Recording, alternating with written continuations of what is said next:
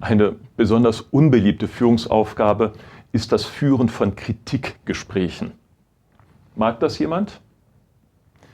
Für Kritikgespräche empfiehlt der Profi den sogenannten Kritikburger. Manche benutzen auch den Begriff Kritik-Sandwich. Ob man nun von Kritik-Burger redet oder von Kritik-Sandwich, gemeint ist damit dasselbe. Schauen wir uns erstmal die Theorie kurz an, bevor ich auf den wesentlichen Punkt komme, nämlich den Einstieg. Schauen wir uns also nochmal den Kritik-Burger an.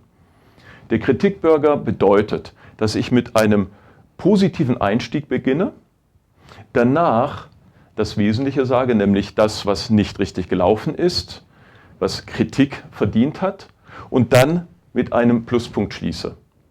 Diese drei Elemente zusammen ergeben ein gutes Kritikgespräch. Schwierigkeiten haben die meisten Führungskräfte mit dem positiven Einstieg.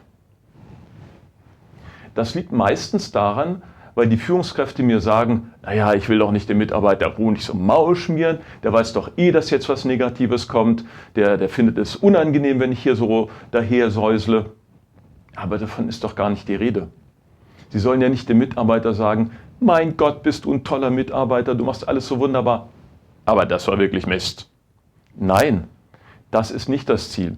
Sie können auch den positiven Einstieg schon mit einer deutlichen Botschaft verbinden. Sie können sagen, das, was du letzte Woche geleistet hast, war wirklich top, hat uns wirklich weitergeholfen. Umso enttäuschter bin ich, dass du jetzt dies und das gemacht hast. Das heißt, es geht keineswegs darum, dem Mitarbeiter Honig ums Maul zu schmieren. Es geht darum, ihm zu signalisieren, ich kenne deine Qualitäten und wertschätze sie. Das bedeutet nicht, dass ich akzeptiere, wenn etwas so wie eben passiert. Ein anderer wichtiger Punkt, den man sich als Framesetter wirklich merken muss.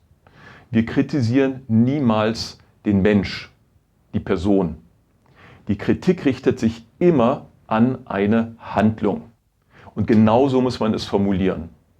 Sowohl die positive Leistung wird erwähnt, als auch die negative, problematische Handlung diskutiert.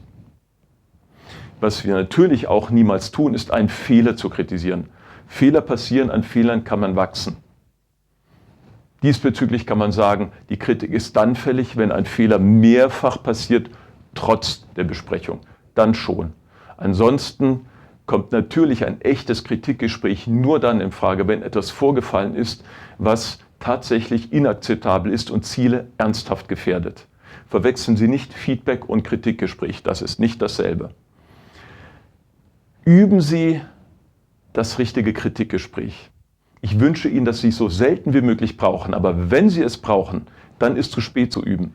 Üben Sie vorher, dann haben Sie es drauf und dann sitzt der Ton auch in dem Moment, wo Sie es brauchen und Sie fühlen sich wohl, der Mitarbeiter weiß, woran er ist und wird bereit sein, die nächsten Schritte zu gehen.